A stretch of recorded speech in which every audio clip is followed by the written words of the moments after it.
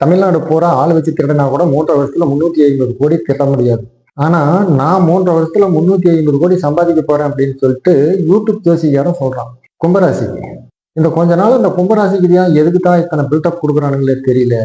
கோடீஸ்வர யோகம் உண்டு, ஆடை ஆபரணங்கள் பெருக போகிறது, வெளிநாட்டு வாகனங்கள் வாங்க போகிறாய், நீ அப்படி வாழ போகிறாய், இப்படி வாழ போகிறாய், ஊரே உன்னை மெச்ச போகிறது, சொந்தங்கள் உன்னை தேடி வரும், நண்பர்கள் பெறுவார்கள், பெண் நண்பர்கள் இன்னும் பெறுவார்கள், நீ போட்ட விதை 3 நாளில் முளைக்கும், நீ மண்ணை தொட்டால் பொண்ணாகும், பொண்ணை தொட்டைனா கர்ப்பமாகும், நிறைய கள்ளக்காதல் கிடைக்கும், அனுபவிச்சு மாள முடியாது, இப்படி நிறைய ஓட்டுன்னு ஓட்டுறானுங்க. உன்னோட பணத்தை உன்னால எண்ண முடியாது, இந்த பணத்தை எல்லாம் வச்சுக்கிட்டு எப்படி காப்பாற்ற போறோன்னு தெரியலன்னு நிம்மதி இல்லாத வாழ்க்கையை வாழ போற, அவ்வளவு பணம் கொட்ட போகுது அப்படின்னு சொல்லிட்டு ஓவர் பில்டப். அதுவும் பாருங்க, ஒரு ஜோசிக்காரன் ஒரு படி மேல போய் கும்பராசிக்காரன் 3.5 வருஷத்துல 350 கோடி சம்பாதிக்க போறேன் அப்படின்னு சொல்லிட்டு ஒரு டாக்டர் பேச்சு சொல்லியிருக்கிறான்.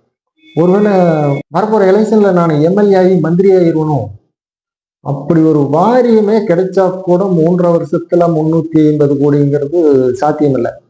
இவனுக்கெல்லாம் ரீலாவே ஓட்டுறானுங்க. பொய். உண்மையான கும்பராசிக்கு என்ன பலன் அப்படிங்கிறத இப்ப நான் சொல்றேன், கேட்டுக்கங்க. ஆடு மாடு சேதாரம், மனைவி மக்கள் மரணம், தாய்க்கு நோய், உனக்கு பீடை, அமர்ந்த மனை பாலாகும், நண்பர்கள் பகையாவார்கள், உற்றார் ஒதுக்குவார்கள், உறவினர்கள் வெறுத்து ஓடுவார்கள், பாதையில் பயம், சோத்துல விஷம், படுக்கையில் மரணம். அவ்வளவுதான் உன் வாழ்க்கை. நீ செத்தினா கூட உன்னை நல்லபடியா கொண்டு போய் அடக்கம் பண்ண மாட்டானுங்க. உன்னை குறை சொல்லணுங்கிறதுக்காக ஒரு கூட்டம் சுத்திட்டு இருக்கும். பாதி பேர் புதைக்கலாம்பா, பாதி பேர் எரிக்கலாம்பா.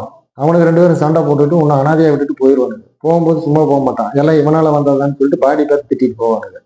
அதனால என்ன சொல்றேன்னா, இந்த கும்பராசிக்காரங்களுக்கு ராசி பலன் சொல்றதையும் நம்பாதீங்க, உற்றார் உறவினர்களையும் நம்பாதீங்க, எவனையும் நம்பாதீங்க. நல்லா இருக்கும்போதே ஒரு குழியை தோண்டி வச்சு உள்ளார போய் படுத்து நீங்களாம் மண்ணை இழுத்துட்டு மூடிக்கிட்டு செத்து போயிருங்க. இதுதான் சரியா இருக்கும். மற்றபடிக்கு ஒன்றும் நடக்க போறதில்லை. யார் பேச்சையும் நம்பாதீங்க, உன்னை நீ நம்பு. ஆமா.